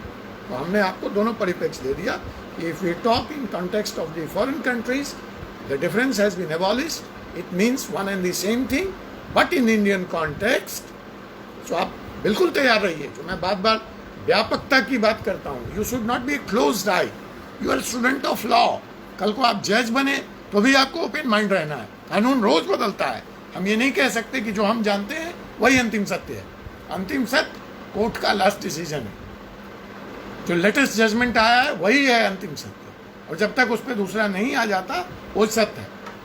तो साथियों ध्यान रखें, yes judgement and decree in Indian context are two different things, but that doesn't mean that we are correct. The moment the context will go outside India, Hindustan से बाहर जाते it is one and same thing. But आप सही हैं, हम यहाँ अभी India की बात कर रहे हैं, लेकिन हमें यह भी जानना जरूरी है कि विश्व के दूसरे देशों में क्या हो रहा है और उसकी क्या स्थिति है। तो जैसा कि मैंने आपको बता दिया कि in US, in UK it means one and the same thing, but as far as the India is concern still we are maintaining the distinctions. और बहुत अच्छा यहाँ पे किसी साथी ने सेक्शन को कोट किया, आई रियली अप्रिसिएट हिम। तो बिल्कुल सही है कि हमारे यहाँ ये अंतर अभी तक बना हुआ है, और old code of civil procedure 1859 इसको परिभाषित करता था, दोनों को, जजमेंट और डिक्री को, वो एज इट इज़ कायम है। आप नोट कर लें ये डिफरेंस आता कहाँ से है, ये डिफाइन कहाँ पे है। नहीं, बहुत अच्छा है आप लोग डिफाइन कर रहे हैं, आप सब लोग करेक्ट हैं। Deepak Kumar Mishra ji, decree means like a right provided by the court, absolutely correct. But अगर हम बेस में जाएं, अगर इस पर विवाद हो कि what is decree and what is judgment, is this decree and it is a judgment, तो where we will refer, which is the ultimate source, इसका डिफिनेशन आएगा कहाँ से? तो वो जो सोर्स है that is coming from the code of civil procedure, old code of civil procedure 1859 clearly defines what is a decree and what is a judgment. This very old code of civil procedure was revised and we got a code of civil procedure 1908. 1908 के जब code of civil procedure आया CPC आपका, तो बहुत कुछ बदला। लेकिन as far as this distinction between decree and judgment was the same. So even as per today, the 1908 CPC, Civil Code of Procedure, the difference between judgment and decree in India exists. Now I am not going into the detail that what is judgment, what is decree, because you people are very much clear on this. I can see this in the chat box. आप बिल्कुल समझते हैं कि judgement क्या है and decree क्या है। Judgement अगर हम यहाँ पे अगर इसको कहें तो हम judgment given by any court is followed by the decree, तो हम वही बात कह सकते हैं judicial that decree for separation and decree for divorce. So your judgment is the first step and decree is the final step और is followed by the judgment. Decree plays an important role in defining the scope and limitation of any individual. So I am not going into it because you people have really nailed it down. You know,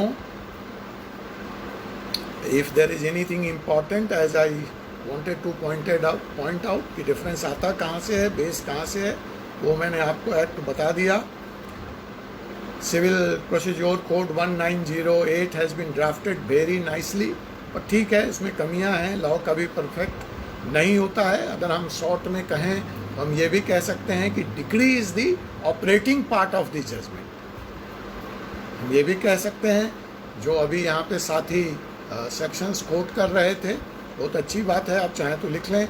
section 33 of, basically section 33 of the civil procedure code 1908 says that decree is followed by judgment.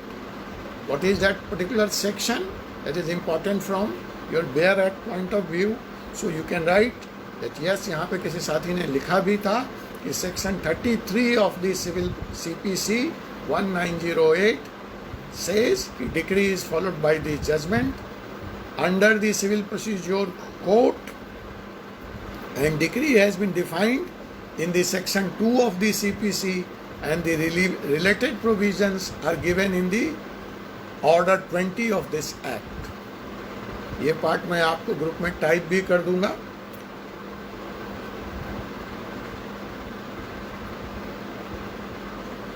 So once again I will refer the section 33 of the Civil Procedure Code 1908 says decree is followed by the judgment,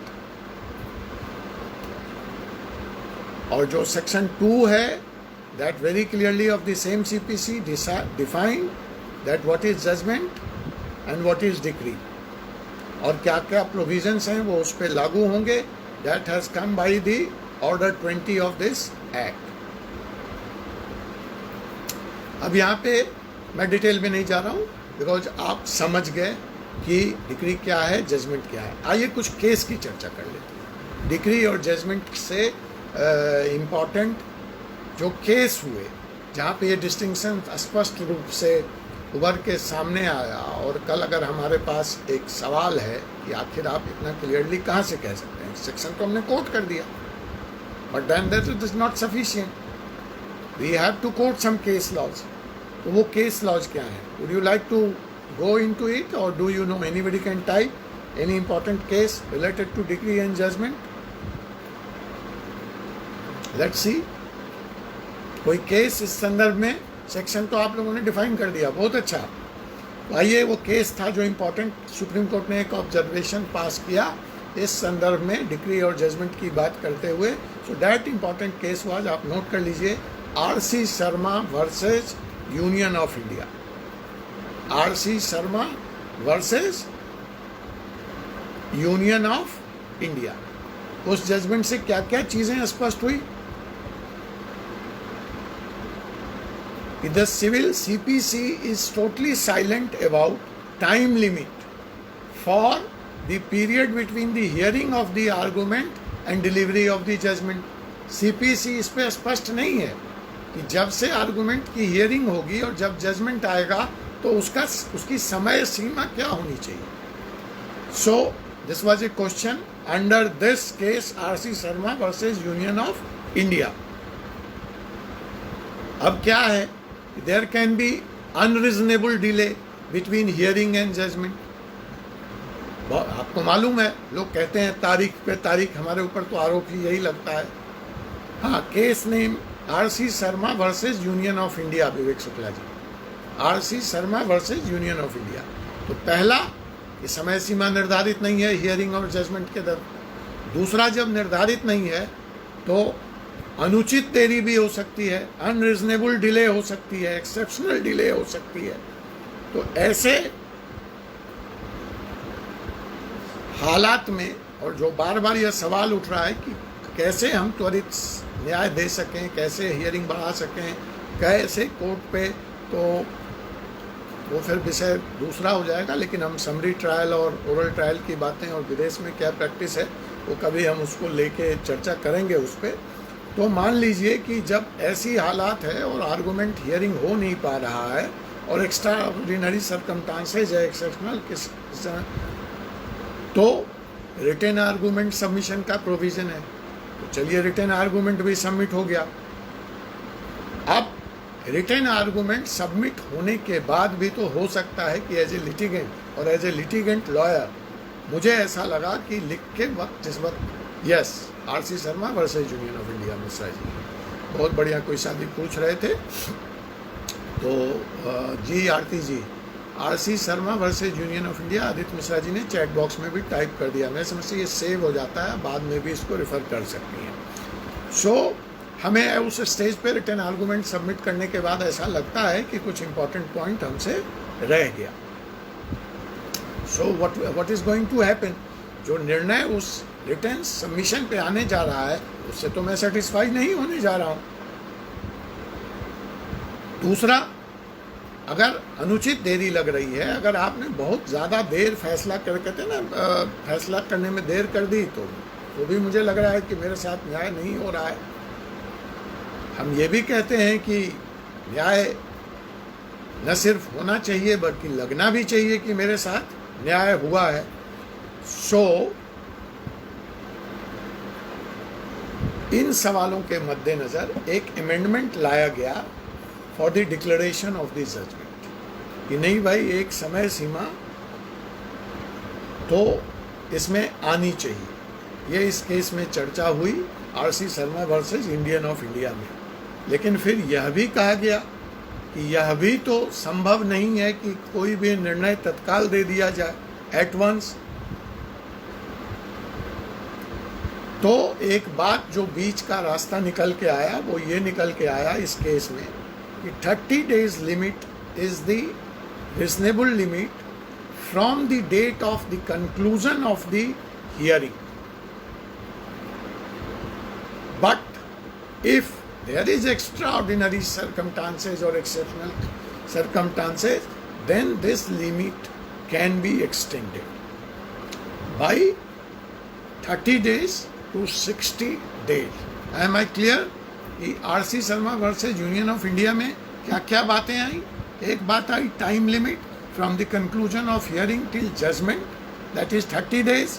in exceptional circumstances that can be extended to 60 days from the date of conclusion of hearing. ध्यान रखिएगा, not from the date of starting of hearing, but from the date of conclusion of hearing.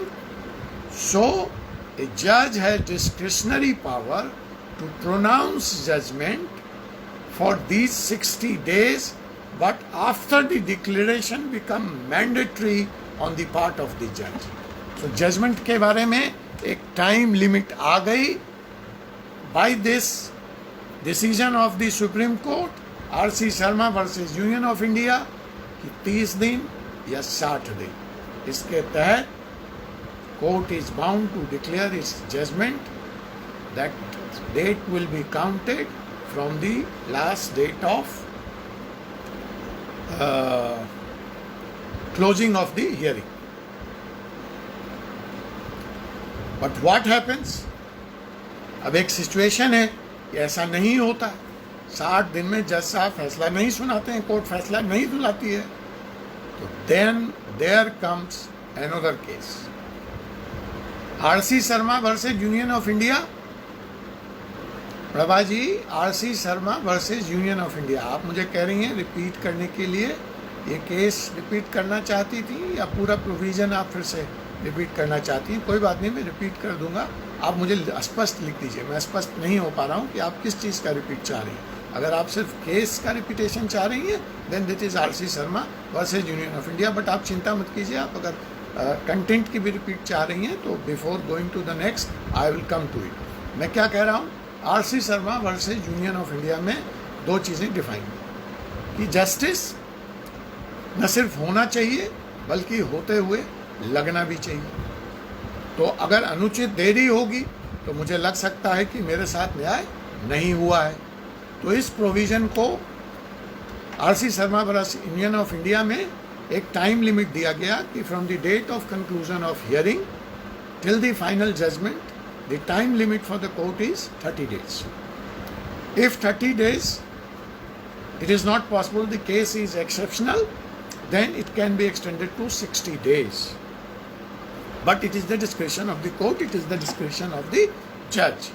But then the situation arises that if this is not followed, अगर ऐसा नहीं हुआ तब क्या होगा? तो ऐसा नहीं हुआ तब क्या होगा, इसके बारे में आइए देखिए दूसरा इम्पॉर्टेंट जजमेंट आया कोर्ट का, जो ये डिफाइन करता है, जो ये बताता है कि अगर ऐसा नहीं हुआ तो क्या होगा। इस केस का नाम था अनिल राय वर्सेज स्टेट ऑफ बिहार, जिसमें सुप्रीम कोर्ट ने फैसला दिया कि अगर ये 60 डेज 30 डेज की टाइम लिमिट फॉलो नहीं हुई तो क्या होगा। तो आइए देखते हैं ये कहाँ से पता चलेगा। ये पता चलेगा हमें अनिल राय वर्सेज स्टेट ऑफ बिहार में, जिसके बारे में सुप्रीम कोर्ट ने कहा। पहले देखते हैं केस क्या था। This case relates to the high court of Patna where the judgement was pronounced after 2 years। 2 साल के बाद फैसला आया। तो ये केस सुप्रीम कोर्ट के पास आया और देखिए सुप्रीम कोर्ट ने बहुत ही स्ट्रॉन्ग स्ट्रक्चर पास किया। आई am reading it out.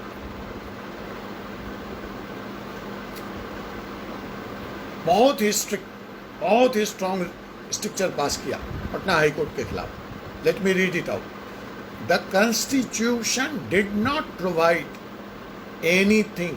Bharat का संविधान ऐसे किसी भी चीज की इजाजत नहीं देता है व्हेन हाई कोर्ट जज do not pronounce judgement after the lapse of several months, presumably because the architects of the constitutional believed that no high court judge would cause long and distressing delays। क्या कहा supreme court ने?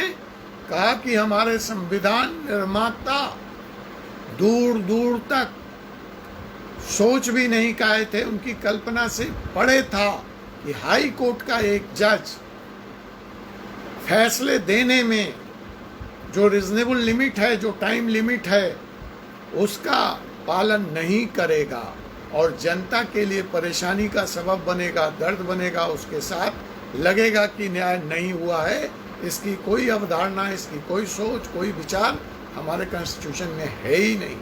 तो आपका यह जो act है वो unconstitutional है। देखिए वो आगे क्या कहता है। वो कहता है would cause long and distressing delays.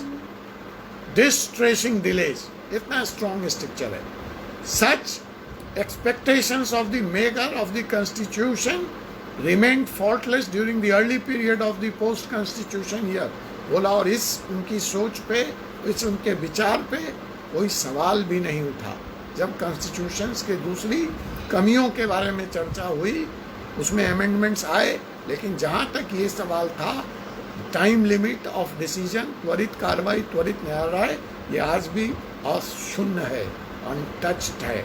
देखिए वो आगे क्या कहता है। बट अनफॉर्चुनेटली, लेकिन बाद के सालों में have shown slackness on the part of the few जजेस ऑफ द सुपीरियर कोर्ट। लेकिन बाद के दिनों में एक परिपाटी बनती गई या एक परंपरा बनती गई, खास करके बाय द सुपीरियर जजेस of the courts in India, and that's resulted to the records remain consigned to the hibernation। I don't know how to translate it, but I will see next time। But अगर लगा तो that says that resulted that the records remained consigned to hibernation। Judges themselves normally forget the details of the facts and niceties of the legal points advanced। कहता है आप ऐसे जगह उसको, मेरी समझ से हिंदी में ये है कि आपने फाइल को, केस को ऐसे गतल खाने में फेंक दिया जहाँ जज जो स्वयं उस केस की सुनवाई कर रहा होता है उसके फैक्ट्स याद नहीं रहते। जब उसके टेबल पे वो केस उसके रोस्टर में पुनः आता है तो वो जो न्याय की परिकल्पना है, वो जो हमारी फाइननेस है न्याय देते वक्त, उसका तो सवाल ही नहीं होता। जब हमको याद ही नहीं है कि हमने क्या सुना था, कहाँ सुना था, जब 2 साल के बाद वह केस हमारी टेबल पे आएगा। कहता है sometimes this intervals are so long, यह इतना बड़ा अंतराल हो जाता है दैट जज साहब खुद ही, जज महोदय ये भूल जाते हैं कि उनके कोर्ट में कोई केस पेंडिंग है। फैक्ट तो छोड़िए, उस केस का वजूद ही भूल जाते हैं। And that is expecting judicial verdict, कि वो किसी तरह के न्याय का इंतज़ार कर रहा है। कहता है ये जो जनता का विश्वास है हमारी न्याय प्रणाली पे, जो कोर्ट पे, मैं नहीं कह रहा, I am reading out the from the judgement part of the supreme court in this case GRT ji, Anil Rai versus state of Bihar में, मैं वहीं से पढ़ रहा हूँ जजमेंट से। तो कहता है the confidence tend to be second, जनता का न्याय प्रणाली से विश्वास उठता है जब hearing of arguments and delivery of judgement में अनुचित देरी होती है। हम चर्चा कर रहे हैं कि 60 दिन के बाद अगर जज ने डिसीजन नहीं दिया है तो इस बारे में सुप्रीम कोर्ट क्या कहता है। A long delay in delivering the judgement gives rise to the unnecessary speculation in the mind of the case, और यहीं से भ्रष्टाचार की नींव रखी जाती है, भ्रष्टाचार की शुरुआत होती है, क्योंकि जो व्यक्ति न्याय ढूंढ रहा है उसके दिमाग में तरह तरह की बातें आती हैं कि पता नहीं वकील साहब हमारे बिक गए, दूसरे वाले बिक गए, जज साहब इन्फ्लुएंस हो गए, इत्यादि इत्यादि।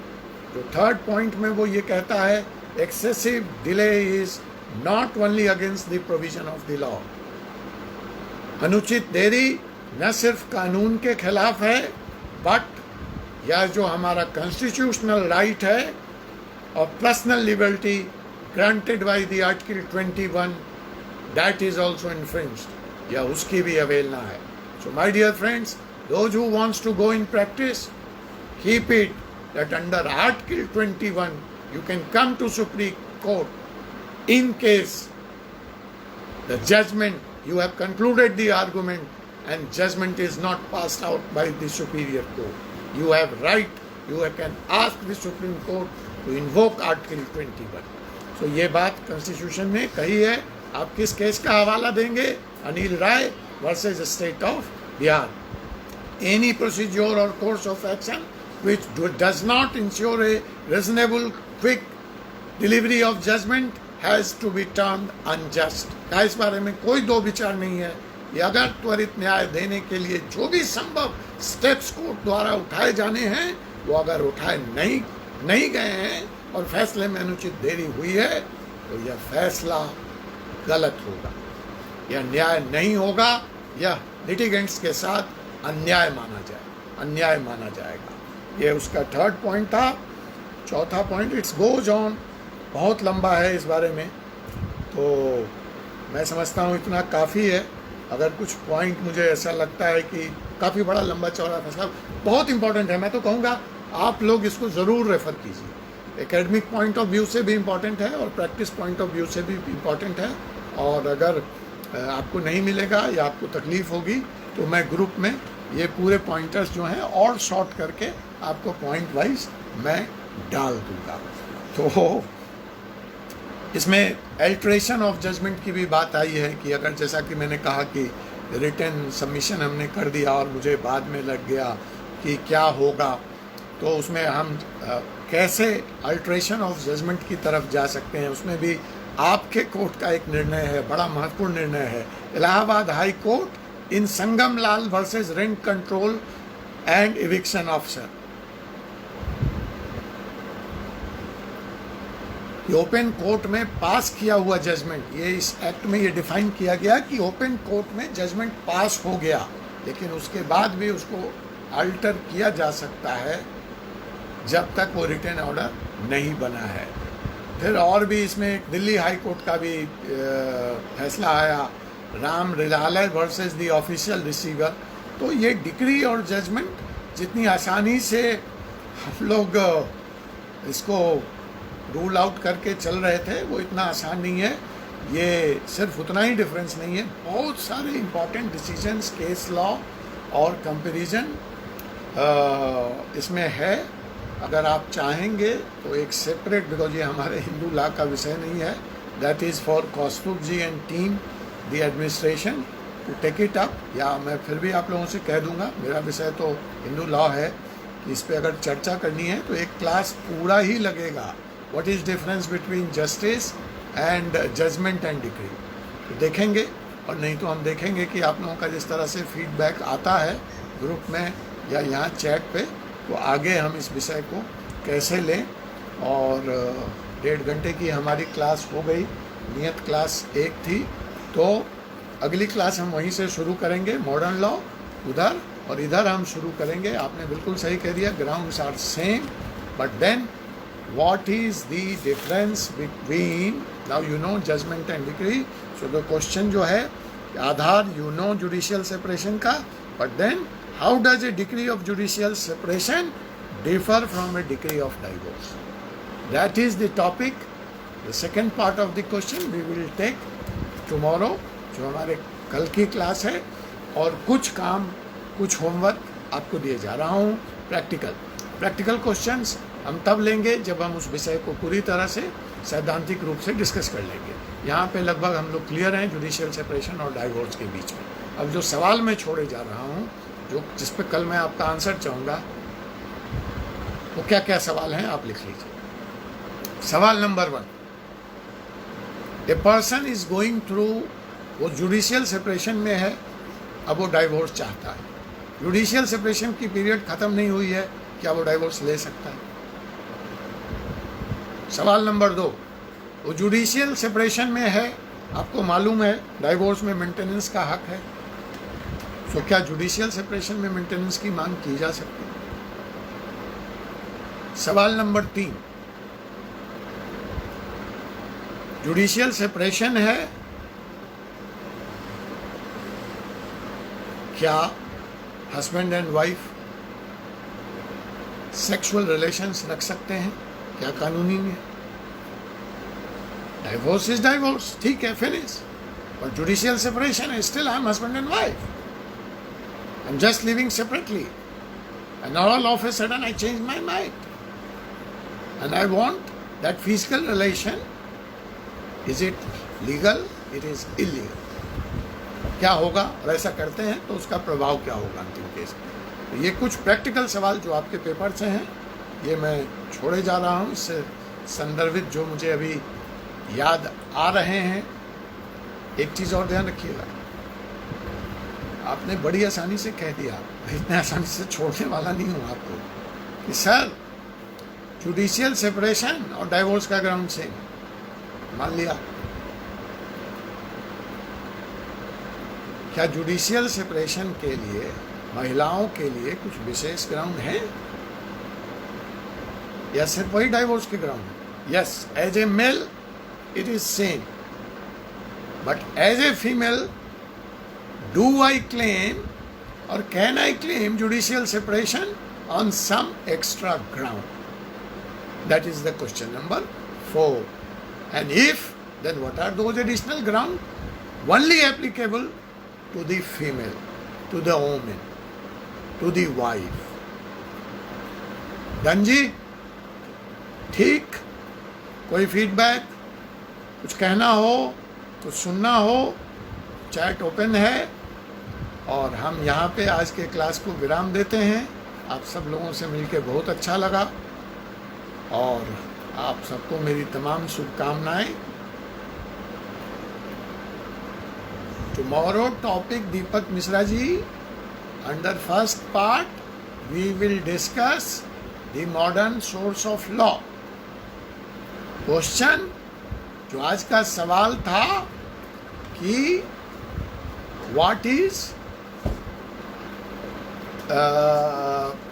मैं सवाल भूल गया।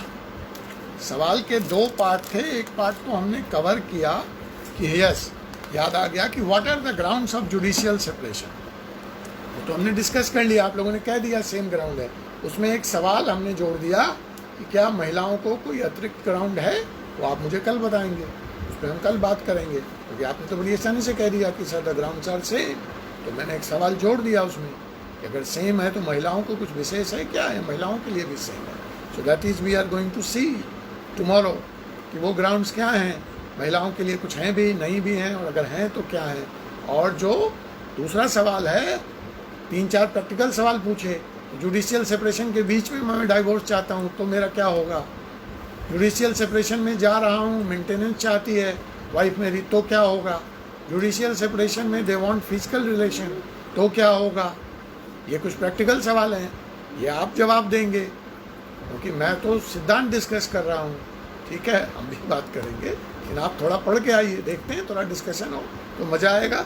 और क्या डिस्कस करेंगे, हाँ जो हमारा सवाल था वो हम डिस्कस करेंगे, what is difference between your judicial separation and decree of divorce, वो हम डिटेल में बात करेंगे। और एक सवाल जो सवालों के बीच से आ गया था, डिक्री और जजमेंट, वो हमने डिस्कस किया, वो हमारे विषय का टॉपिक का हिस्सा नहीं था, लेकिन I wanted you to be very clear that इतना आसानी से नहीं आप कह सकते हैं कि decree is the operational part and judgement is the first part.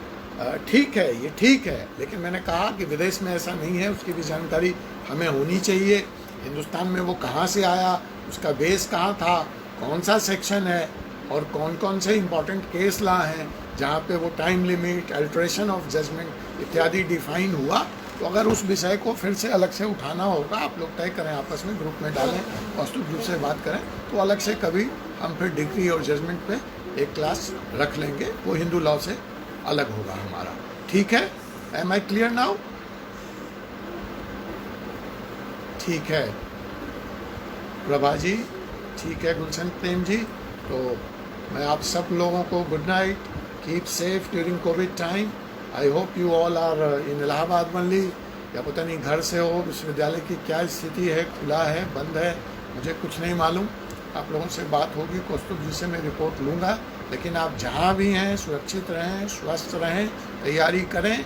और मैं पूरा, मुझे यकीन है ये सब जुडिशियरी रजिस्ट्री का एग्ज़ाम, IAS YAS, इंसान से बढ़ के कुछ नहीं है। आप चाहोगे तो सब क्लियर हो जाएगा। मेरे तो संस्मरण में लिखता रहा हूँ आपके पेज पे कि मैं बड़े उससे कहता था कि मैं BA फेल हो जाऊँगा तो IAS की तैयारी करूँगा। ठीक है, मैं BA फेल नहीं हुआ, पास हो गया, इसलिए मैंने IAS की तैयारी नहीं की। तो वो खैर एक मजाक का हिस्सा है, लेकिन आपको उस स्टोरीज से बड़ी इंस्पायरेशन मिलेगी। वो तो एक टाइटल दिया मैंने आकर्षक बनाने के लिए, ताकि आपको इंटरेस्ट आए। मैंने देखा आपने 1500 1200 लोगों ने उस संस्मरण को पढ़ा है। मैं कोशिश करूँगा कि मैं उसको आगे लिख सकूँ, वक्त नहीं मिल पा रहा है। मेरी हिंदी में थोड़ी टाइपिंग में हाथ भी तंग है। इंग्लिश में आप मुझे कहो तो मेरी स्पीड तो 70-80 वर्ड्स पर मिनट है, बट इंग्लिश हिंदी थोड़ा टाइप करने में मुझे वक्त लग जाता है। तो मैं सीखूंगा आप लोगों से कोई टेक्निक, तो कर लेता हूँ, लेकिन काफ़ी लंबा पीस लिखा था संस्मरण का, तो मैं देखूंगा। मैं कहना सिर्फ ये चाहता हूँ कि boss, it's nothing, you want you can clear it. बस लगे रहो, एक बार दम थम ठोक लो। कहते हैं ना दिनकर की पंक्तियाँ, खम ठोक ठेलता जब मानव, पत्थर भी पानी बन जाता है, मानव जब जोर लगाता है। नहीं, मुझे याद आ, खम ठोक ठेलता जब मानव, पत्थर भी नहीं याद आ रही है, यहाँ साथ थक गया हूँ। खम ठोक ठेलता जब मानव, पत्थर भी पानी बन जाता है, मानव जब जोर लगाता है, पर्वत भी हिल जाता है। तो आप कुछ भी चाहो हो जाएगा। धन्यवाद कौस्तुभ जी आपका पुनः एक बार इस विशेष प्रयोजन के लिए, इस विशेष कार्यक्रम के लिए और इतना अच्छा काम करने के लिए। मैं तो इसको सब जगह शेयर करता हूँ, और कई इलाहाबाद के सीनियर जो मेरे साथ व्हाट्सएप पे जुड़े हैं, उन्होंने, मैं वो शब्द आपको ग्रुप में शेयर कर दूंगा, उन्होंने बहुत अप्रिशिएट किया, बहुत अप्रिशिएट किया। लोग बहुत खुश हैं, और दूसरी कई जगह भी जहाँ मैंने शेयर किया, लोग बहुत खुश हैं, और ये बड़ा अच्छा है। और दूसरे लोगों को भी आप जोड़ रहे हैं, तो वो भी बड़ा अच्छा है। आप सब लोगों का धन्यवाद। इसी तरह से जुड़े रहें, स्वस्थ रहें। आप सबका नमस्कार। नमस्कार अर्चना जी, धन्यवाद। नमस्कार अरुण।